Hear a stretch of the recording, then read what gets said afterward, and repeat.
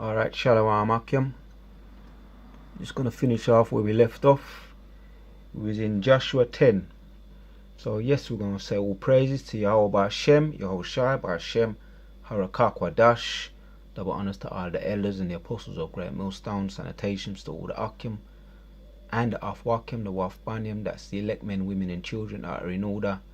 And yes, shout out to the house of David. It's Joshua 10. And we was looking at the conquest of Joshua.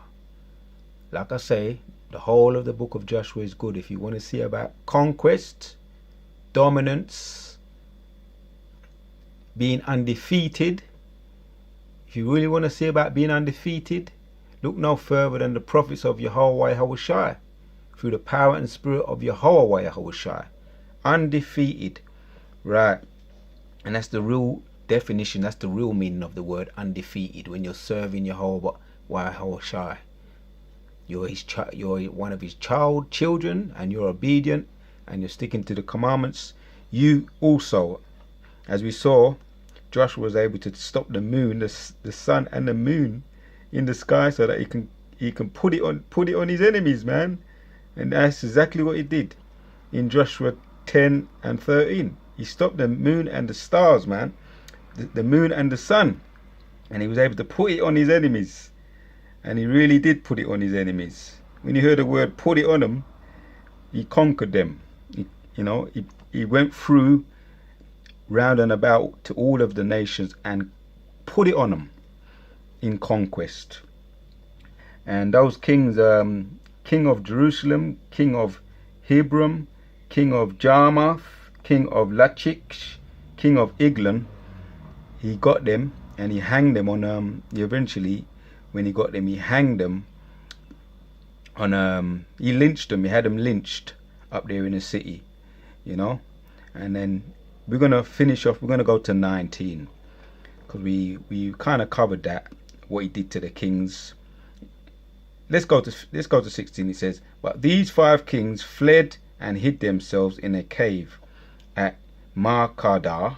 And it was told Joshua, saying, the 5 kings are found hid in the cave at Markadah. And Joshua said, roll great stones upon the mouth and the cave, upon the mouth of the cave, and set men by it for to keep them.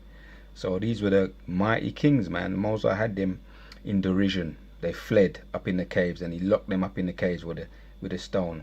And in 19 says, and stay ye not, but pursue after your enemies, and smite the hindmost of them. Suffer them not to enter unto the cities. So these are the king's subjects. That's what he's saying to the king's subjects. Saying, suffer them not to enter unto the cities, for the Lord your God hath delivered them unto your hand. And it came to pass, when Joshua and the children of Israel had made an end of the slain them with a very great slaughter, till they were consumed, they were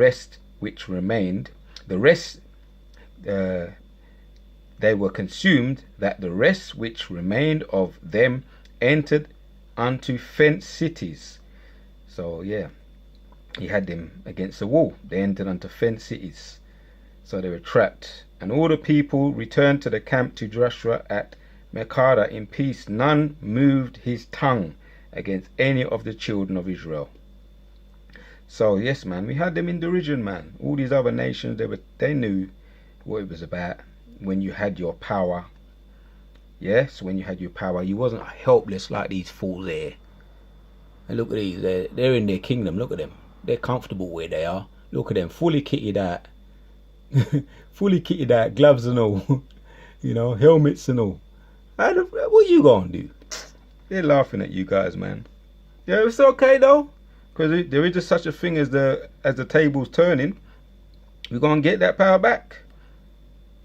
And all the people returned to the camp to Joshua at Markadah in peace. None moved his tongue against any of the children of Israel, because they was in derision, scared, terrified. And let's look up that word, man. That word conquest, because it's these are words I like looking up. These words there. For those of you that meditate terror, you know, and you know your time is coming. You know you're gonna get it off. You're gonna put it on your enemy.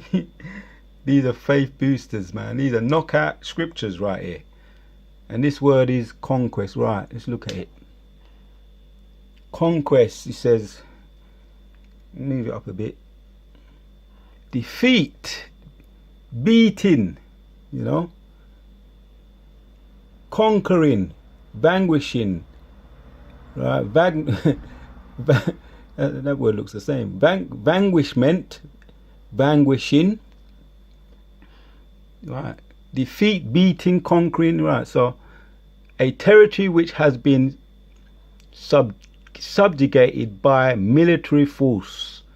That's the power that all our warriors, our forefathers, King David, Moses, Samson, Solomon, in this case we're reading about Joshua, a territory which had been subjugated by a military force. Joshua, the invasion and assumption of control of England by William Nobody. So he, whatever. Let's get this word here. The meaning of conquest. Let's get the meaning or the definition.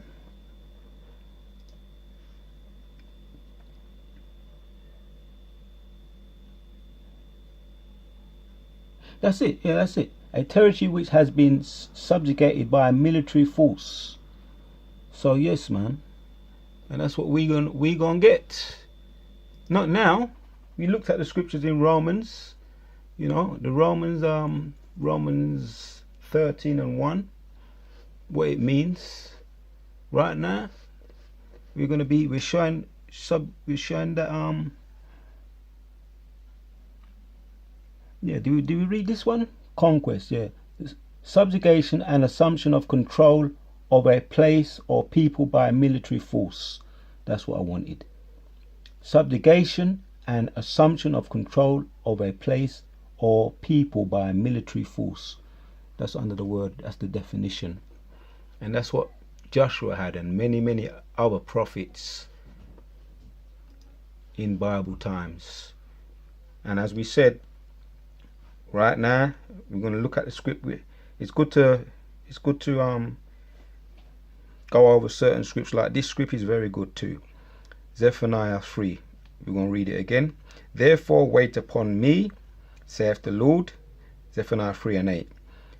Until the day that I rise up to the prey, for my determination is to gather the nations, that I may assemble the kingdoms, to pour upon them my indignation. So yes, man, the Most High, whole Shai, is just gathering the evidence against all the enemies, and he sees all the killings that have took place. The one over there, Mike Brown, that was in Ferguson, with all the marching that took place, and many other died in amongst all the rioting. Many died, and there were snipers. People were being sniped, and I believe that was a lot of the agents. There was agents among them, and agent provocateurs among them. And even in this occasion, let me shut the 1 second.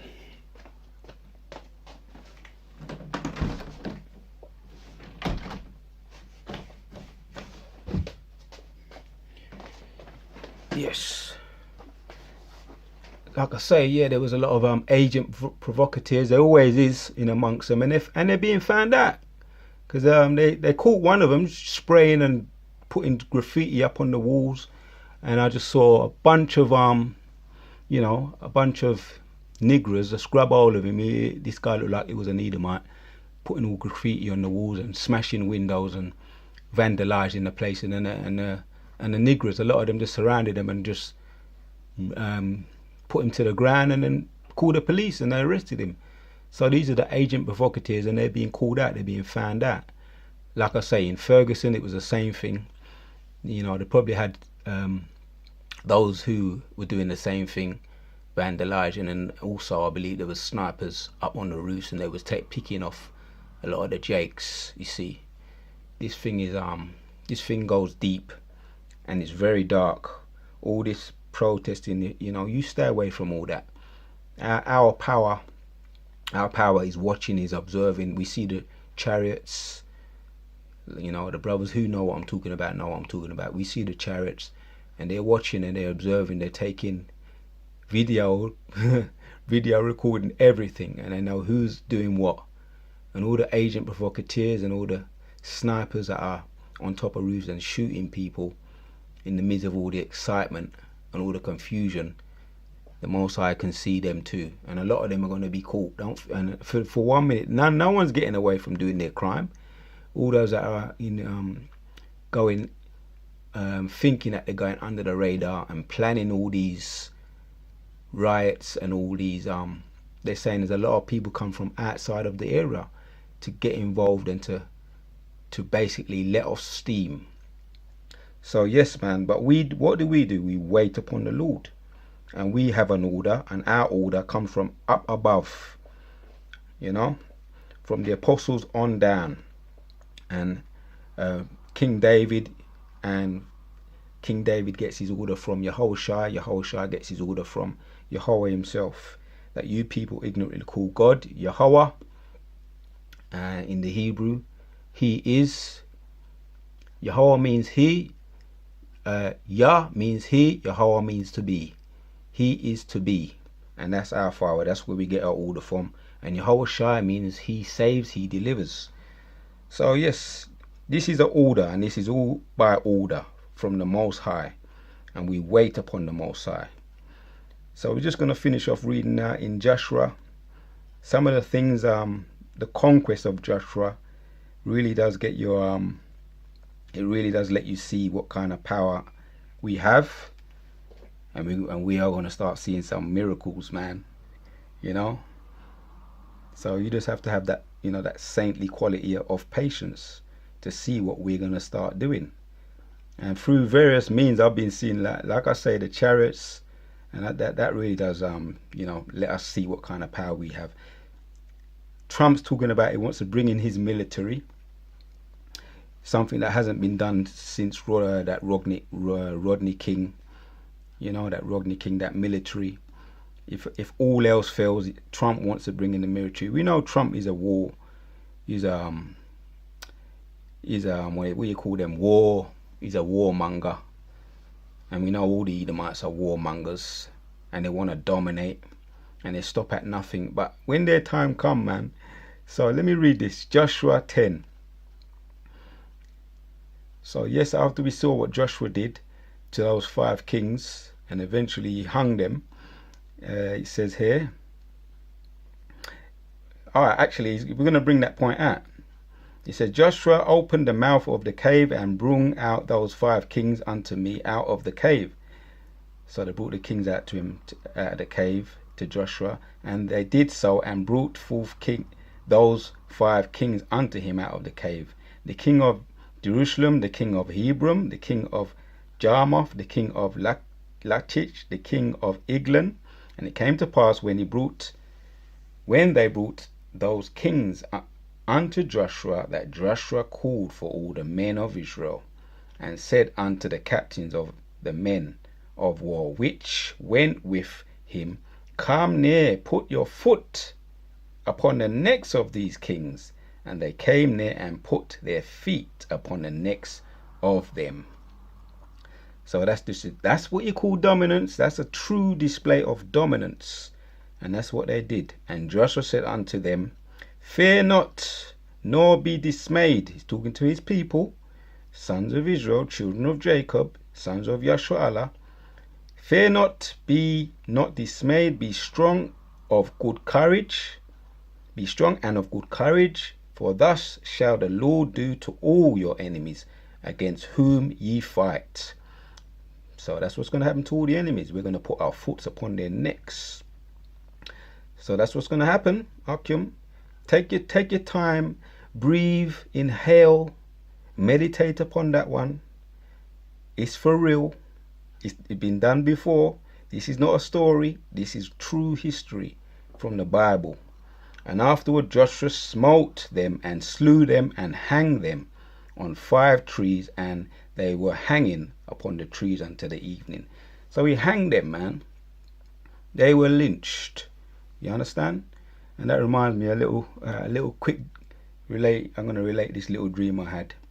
Like I say, I'm always meditating. Well, not always, but this was a dream I had last night, and I had spiritual power again, but this time I was trying to stay away from certain people, and I don't know what was going on, but I think they must have knew I had spiritual power. You know, these were niggers, and maybe they wanted to try and test. And there was about 4 of them, and they tried to surround me, and I just done a little leap. Ching! You know, just leaped on the roof, and I think there was about 2 of them up there, and I just done some move. I just went, whoop, I just ended up dashing them off the roof, 2 of them, and there's another 2 come around, and all I remember was that there was niggers trying to surround me, and I remember picking one up above my head, and I ended up dashing him off the roof. Another one, I done a maneuver, and he ended up, I either drop kicked him and he dropped off the roof, or one of them, some kind of move, and basically they all got destroyed, man. And a little display of spiritual power. So like I say, whenever I have these dreams, it's not like I'm dreaming, they actually feel real. So, you know, for the reasons he's given me, let me just take it for what it is, and I'm just going to relate the dreams. If I see fit that I should relate them to the Akim, I'm going to relate them. If not, you know, there's some dreams that are worth talking about, and some dreams they may be just for you. So yes, man. And this is the conquest of Joshua. We just read in 26. So let's hit the point, and I think the point will be made. Hit one more point in this book, and video will be done. Point would be made. So all these kings were hanged until the evening. And in the day Joshua took, 28, it says, in that day Joshua took Markah and smote it with the edge of the sword, and the king thereof he utterly destroyed them all. He utterly destroyed them, and all of the souls that were therein. He let none remain. And he did to the king of Marcadah as he did unto the kings of Jericho. And Joshua passed from Marcah and all Israel with him unto Libnah, and fought against Libnah. And the Lord delivered it also, and the king thereof unto the hand of Israel. And he smote it with the edge of the sword, and all the souls that were therein he led, none remain in it, but did unto the king therein as he did unto the king of Jericho. And it goes on. There's many more. He goes on, he talk about Libnah, what he did to Libnah, Gaza, he left none remaining. And then he goes on to talk about in Eglon, 36. And Joshua went up from Eglon, and all Israel with him, unto Hebron, and they fought against it, and they took it and smote it with the edge of the sword, and the king thereof, and all the cities therein, and all the souls that were therein. He left none remaining. Right. So we didn't have no time to be messing around, looking at them centurions and putting up hands and acting like fools and dancing around like fools. When he went into cities, there were none remaining, man. So, and it says there in 37, he left none remaining according to all that he had done in Eglon, but destroyed it utterly, and all the souls there were therein, and all the souls that were therein. Right, we're going to finish off now. And Joshua returned all Israel with him to Darbar, and fought against it. And the same again, and he took it, and the king thereof, and all the cities thereof, and they smote them with the edge of the sword, and utterly destroyed all the souls that were therein, and left none remaining, as he had done to Hebron, so he did to Darbar and the kings thereof, and as he had done also to Libnah and to her king. And Joshua smote all the countries and all of the hills, all the countries of the hills and the south, and of the valley, and of the spring, and of their kings. He left none remaining, but utterly destroyed all that breathed, as the Lord God of Israel commanded. So now you see why I'm reading these scripts, man. He's letting you know that we don't play. Children of Yahshua Allah don't play. When we get down, we don't play, man. No one gets a squeeze. When the spirit of the power of Yahshua Allah is with us, we go through and we do conquest, man. Right. And Joshua smote them with Kadadna, even into Gaza and all the country of Gashan, even unto Gibeon, and all those kings, their land did Joshua take. So he spoiled them. All their kings and their land did Joshua take at one time, because the Lord God of Israel fought for Israel, and Joshua returned and all Israel with him unto the camp of Gilgal. So that's what I wanted. That's what I wanted, Akim, as you can see there. But he utterly destroyed all that breathed, as the Lord God of Israel had commanded. So that's the command of Yahweh Yahushua.